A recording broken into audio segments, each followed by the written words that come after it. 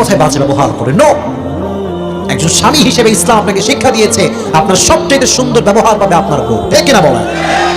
রাসূল করিম সাল্লাল্লাহু আলাইহি ওয়াসাল্লাম বলেছেন, সবচেয়ে উত্তম পুরুষ হচ্ছে সেই পুরুষ যে তার বউয়ের কাছে ভালো পুরুষ। সুবহানাল্লাহ পড়ে। যে বউয়ের কাছে ভালো সে আসলেই ভালো, আর যে বউয়ের কাছে খারাপ সে পৃথিবীর সবার কাছে ভালো হলেও সে আসলে ভালো হতে পারে না, ঠিক কিনা? জান্নাতে আপনারা যেতে চান? কথা কয় না, চান? নবীজি বলেছেন জান্নাতে যেতে হলে একজন মানুষের সার্টিফিকেট তোমাকে নিতে হবে। একজন মানুষের সার্টিফিকেট ছাড়া কোনো পুরুষ আল্লাহর জান্নাতে প্রবেশ করতে পারবে না। সেই সার্টিফিকেট যার থেকে নিতে হবে সে হচ্ছে আপনার বউ, আপনার স্ত্রী। স্ত্রী জানে তার স্বামীর ক্যারেক্টার কেমন। পৃথিবীর সবাই জানে যে আমার এই লোকটা খুব সাধু, আল্লাহওয়ালা, কিন্তু বউ যদি বলে যে এটা লুচ্চা, দুনিয়ার কেউ তাকে আর ভালো বলতে পারবে না, ঠিক কিনা বলা? বউয়ের কাছে ভালো হওয়ার দরকারটা আছে না নাই? এক যে স্বামী